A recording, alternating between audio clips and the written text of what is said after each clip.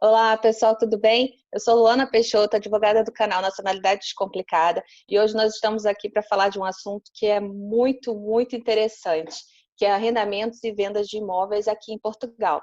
Para isso, nada melhor do que trazer uma especialista no assunto, que é a Ana Paula Torinho, que é consultora imobiliária na RE/MAX, uma das maiores imobiliárias do mundo e atua em mais de 85 países.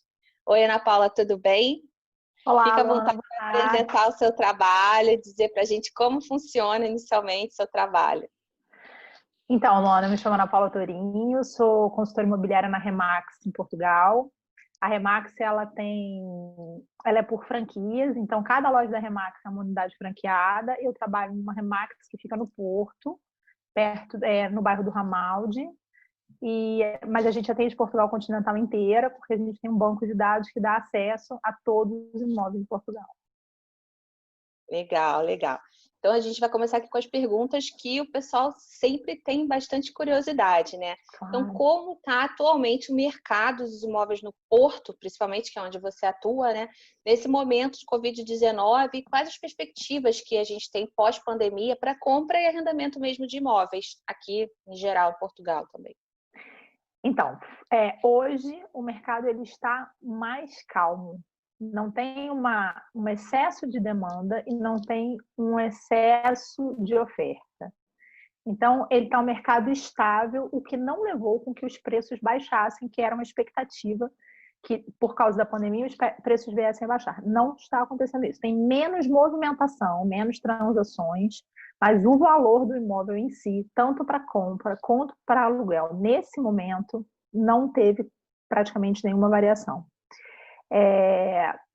No caso dos aluguéis, havia uma expectativa muito grande que muitos alojamentos locais, por causa do fechamento das fronteiras, viessem a se tornar aluguéis residenciais, e isso não está acontecendo. Quer dizer, alguns realmente migraram para alojamento normal, mas a sua grande maioria preferiu permanecer fechado e esperar o turismo. Então, hoje, em termos de valor, a gente não tem muita variação daquilo que a gente tinha pré-pandemia. O que a gente tem é uma redução no número de transações acontecendo, né? Mas imóveis que estão sendo postos à venda no valor justo, né? De acordo com a área, com a tipologia, eles estão sendo vendidos sim. Então, assim, hoje o cenário é esse: menos movimentações, mas sem redução de preço. Agora, o futuro, assim, a gente não sabe muito como é que vai ficar. É uma coisa que a gente vai ter que esperar, e tem muita gente segurando o imóvel, tanto para comprar quanto para vender, para ver se vai baixar, para ver se vai subir. Então, quem realmente precisa está comprando, e quem realmente precisa está vendendo, mas quem realmente não tem aquela necessidade urgente está esperando para ver como é que o mercado vai ficar. Que realmente Então, está hoje o muito cenário é esse. incerto, né? Então a gente Não, realmente, as pessoas têm essa dúvida, né? Enfim, eu vou te fazer outra pergunta. Você é da Remax Porto, né? Então, mas você atende em todo o país? a Você gente pode atende em atender em todo o qualquer, país?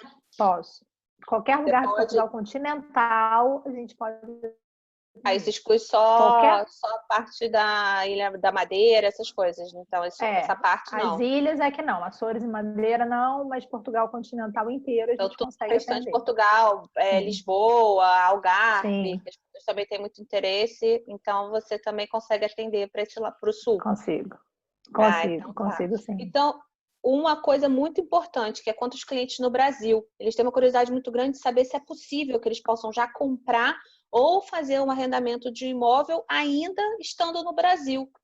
Como é que funciona Sim, isso? Se funciona isso, né? funciona, tem a vantagem aqui do financiamento ser muito mais barato do que no Brasil. Então, realmente, se você puder contar com financiamento imobiliário, não tem necessidade de você pagar um apartamento à vista, porque o juro bancário aqui é muito baixo, é praticamente insignificante. Então, o certo é você pagar parcelado, né? Financiar. Bom, a nossa agência trabalha de uma seguinte forma: a gente faz um perfil financeiro do cliente. O que é isso? Com base nos rendimentos que ele tem no Brasil, com base nas propriedades que ele tem, com base nos últimos impostos de renda, é, previamente o cliente manda para a gente essa documentação e ele vai para análise, ele vai para todos os bancos. E os bancos vão analisar aquela documentação e vão dizer, olha, o senhor fulano tem uma capacidade financeira para um imóvel de 200 mil euros, mas para estrangeiros o normal é que se peça entre 20% e 30% de sinal. Então, a gente está falando de 40, 60 mil euros de entrada. E a partir daí, um financiamento de X, e aí varia de acordo com o tempo de financiamento, varia de acordo com as taxas bancárias. Então, assim, é possível sim, é possível comprar financiado, só tem uma questão. O brasileiro. E como é que a gente faz para tirar o NIF de alguém que está no Brasil? Por procuração.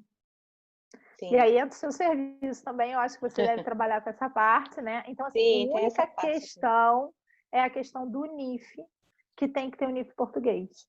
Ele não precisa estar aqui, ele não precisa... A compra também pode ser feita por procuração. Ele precisa ter uma conta bancária já aqui também? É preferível que ele tenha, mas se ele não tiver, não tem problema, porque o banco que ele vier a financiar, ele vai ser de qualquer jeito obrigado a abrir uma conta bancária. No caso do Millennium, por exemplo, aqui, e isso aconteceu com a minha mãe, ela abriu uma conta bancária no Millennium, no Rio de Janeiro. O Millennium tem agência no Rio, em São Paulo e Distrito Federal, e eles fizeram um NIF provisório. Lá mesmo na agência eles fazem um NIF provisório. Eu também fiz isso. Né? Aí chega aqui, lá em Botafogo, exatamente. Depois a gente pega o NIF definitivo. A gente já recebe o NIF provisório. Então, a pessoa pode ou não, então, ter essa conta já, pode fazer no Brasil ou faz essa abertura da conta no momento do financiamento também? Isso, assim, minha opinião, vale a pena a pessoa previamente pedir o perfil financeiro. Porque o que acontece? A gente chega aqui e acha que o imóvel tem um preço. Depois do imóvel que a gente gosta, não tem aquele preço. E é extremamente frustrante. Então, você já trabalha dentro de um patamar que você sabe que você vai poder comprar, porque você já tem uma pré-aprovação bancária. Então, eu acho muito interessante. Até que eu acho que a gente até já adentrou um pouco a dúvida, que eu acho que você responde isso diariamente até, que é como funciona o financiamento. Mais ou menos você já começou, já explicou um pouquinho. E no caso específico do brasileiro que está vindo morar aqui em Portugal, se essa pessoa pode usar a renda declarada que foi no Brasil, ou somente se ela pode usar uma renda já daqui de Portugal. Como é que funciona isso? Com a renda, se ela pode usar a renda do Brasil? Pode. Ela pode usar e ela deve usar. Então, por exemplo, principalmente pessoas aposentadas de governo, de órgãos federais e tal, a renda deles no Brasil conta para cá, na hora de obtenção do financiamento. Só que tem outras variáveis. Depende da idade, depende do agregado familiar, depende se a pessoa tem disponibilidade imediata de uma entrada ou não entrada. A regra do financiamento, ela vale para todo mundo. Por exemplo, e a gente tem a questão do câmbio que interfere muito no momento. Quem dita essa regra é o banco. Assim, a gente pode dizer, não, o banco ele aceita integralmente. Aí chega alguém aqui com uma pensão de 5 mil reais, ele vai dizer não. Por quê? O rendimento mínimo em Portugal são 600 euros. E se a gente for fazer conta de financiamento mais despesas, o valor não basta. Então, pode, mas realmente precisa dessa análise bancária. Então, eles geralmente pedem os 3 últimos impostos de renda. Se você tiver imóvel alugado no Brasil, eles vão te pedir os comprovativos de pagamento desse imóvel. Eles vão pedir as certidões desses imóveis, mas é possível. Mas é um critério muito exclusivamente do banco. E a questão da idade comprovar realmente essa questão dos rendimentos, do imposto de renda, se tem imóvel, se não tem, se tem algum tipo de bens. Isso tudo funciona, então, para poder fazer análise desse perfil. Funciona e isso é que vai determinar se você vai dar 20, então, ele não 40, precisa, então 60. já fica claro aqui para o pessoal que segue o nosso canal que não precisa ter uma renda em Portugal. Ele pode usar a renda dele do Brasil. Eu mesma, quando comprei meu imóvel, eu comprei junto com a minha mãe é pensionista no Brasil e eu não tinha renda nenhuma em Portugal. Então, assim, a condição foi diferente. Eu tive que dar 50% de sinal. Sim. Porque dependeu do seu perfil, né? Atrelado do meu perfil. E como a minha mãe tinha 70 anos na época, e que o financiamento por apenas 75, mas o banco abriu uma exceção e deixou para 10 anos. Então, assim, é possível? Sim, isso aconteceu comigo. Só que o banco é que vai determinar quais são as condições desse financiamento ou não, entendeu? Geralmente, hoje, eu não sei se isso é verdade, assim, dizem que tem um perfil que é até mais ou menos os 70, eles fazem um perfil até mais ou menos 75 anos, né, para poder parcelar, por exemplo, eu tenho 37 anos, fiz 37 até os agora. 75, até os Aí 75. eu teria uns 30 e poucos, agora eu vou saber fazer a conta. 34. Mas eu teria um financiamento de 30 e poucos anos, até mais ou menos, poderia ser isso, então, mais ou menos. Eu e meu marido, nós temos a mesma idade, então se eu fosse fazer, seria mais ou menos isso. É sempre se for um casal comprando, eles vão pegar a idade do mais velho. Então vamos supor. Eu sou 3 meses mais velha. Então vai pela sua idade. Vai pela minha. Vai pela sua. Eles vão pegar pela sua idade e vão fazer essa conta até os 75 anos. É isso que eu falo para você, mas tudo vai de banco para banco, do teu relacionamento, porque para mim, eu teria que pagar a metade do meu financiamento em 5 anos, e era um valor de prestação absurdo. E aí eles falaram, não, a gente vai abrir uma exceção e passa para 10 anos. Então, é possível, vai depender muito, por isso que eu falo, que é tão importante fazer previamente perfil financeiro. Para a pessoa, não, eu ouvi dizer que para estrangeiros financiam 20% ou 30%. E aí chega aqui o banco fala, quero 50%. E aí a pessoa fica sem chão. Entendeu? E 50% de quanto? 50% de 100 mil é uma coisa, 50% de 200 mil é outra. Então, já fica bem claro aqui que depende da pessoa. Depende da pessoa. Sim. E outra coisa, a gente não cobra para fazer esse tipo de análise. Legal. Então, assim, entrando em contato comigo, eu vou passar o pessoal do financeiro vai fazer contato, vai pegar a documentação, papo com a pessoa para entender. Ele quer comprar aqui como investimento, comprar para vir, enfim. Mas a gente não cobra para isso. Você consegue animar para poder realmente ter uma coisa mais pertinho da realidade de cada um. O som estava falhando um pouquinho, mas deu para entender. Então, assim, só para as pessoas entenderem a questão dos...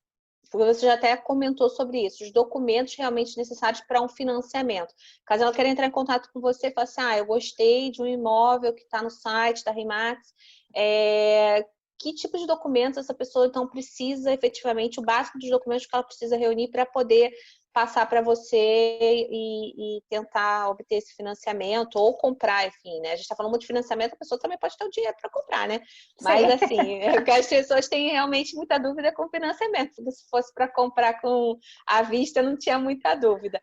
Mas a questão do financiamento, o que ela precisa realmente para, então, te passar, de falar, Ana Paula, eu gostei desse imóvel, e o que eu faço, então? O que eu preciso reunir para você mandar, então, para fazer minha análise, o meu perfil, digamos, né, para a empresa? Então, assim, só para esclarecer, não precisa ser um imóvel da RE/MAX. A RE/MAX trabalha em parceria com a maioria das imobiliárias. Então, legal. Qualquer imóvel que ele tenha visto na internet, que ele Super fale, eu gostei legal. deste imóvel, que mesmo não sendo na RE/MAX, eu não sabia disso. A RE/MAX trabalha em parceria. Então, no caso, vai ser o cliente comprador e o imóvel de uma outra imobiliária do corretor, e a gente faz parceria e não tem problema nenhum e não tem nenhum custo adicional para o proprietário.